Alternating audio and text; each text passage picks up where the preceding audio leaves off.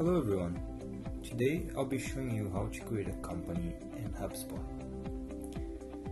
The first thing you have to do is you're going to need to go over to the top left side on your main Hubspot page, over on the Contacts tab, and then click on Companies. This will open up the company list page where you'll be able to search and create a company. Before you click on create a company over here on the right side, you should first search for it by its name so you avoid creating a duplicate. So let's go over.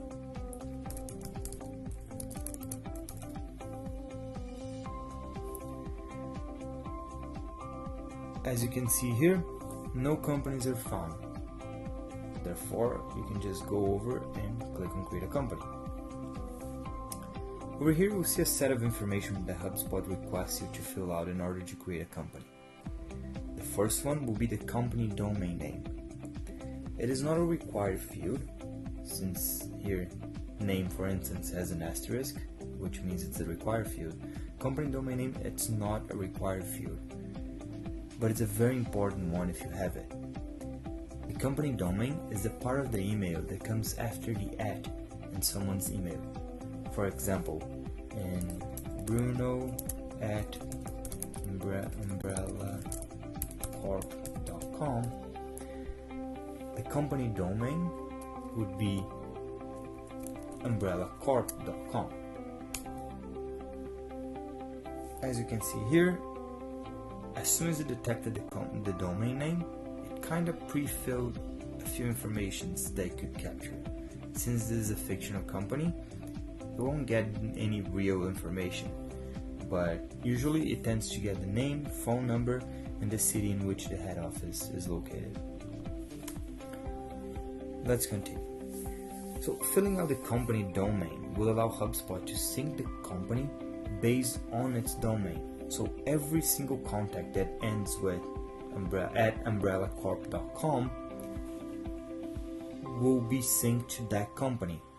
As you can see, the company domain name is a really important field, but the reason why it's not a required field is because if the company has a common domain, such as @hotmail.com or @gmail.com or iCloud.com,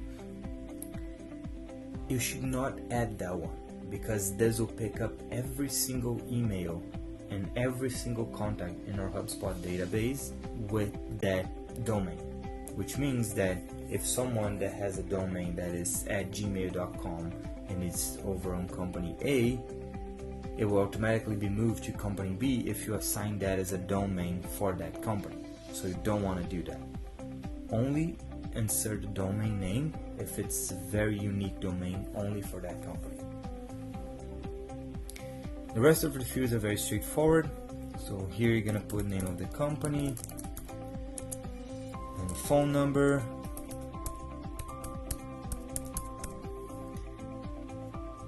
And here for the company owner, you should put as the head of your department. So let's say if you're doing adding a company for TMP, you would insert that as Jacqueline Burry.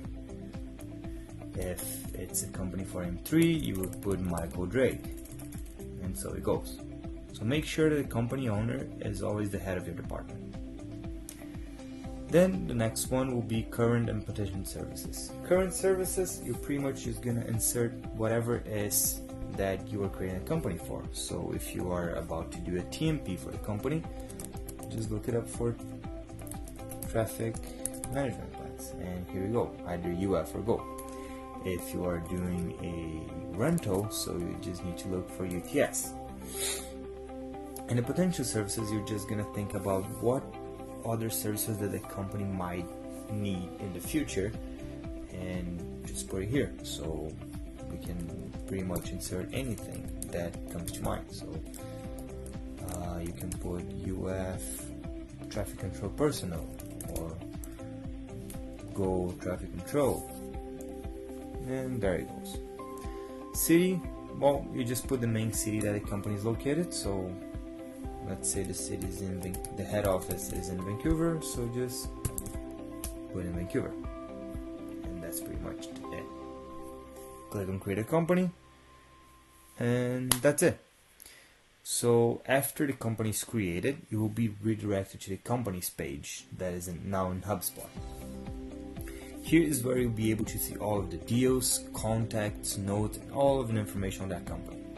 This is where you will be creating a contact and adding deals, so make sure that for anything that you need to add on HubSpot related to a company, you are always doing that over on the company page. The way you check to see if you are on the company page or not is by taking a look here on the left side. The company page will have the company name, the company domain, and there's going to be a little tab here saying companies. If you click, you will go back to the list of all of the companies that we have. So just make sure that you're always inside the company page. That's it for today. I hope this covered all of the basics when creating a company, and if you have any questions, please leave a comment below. Thank you.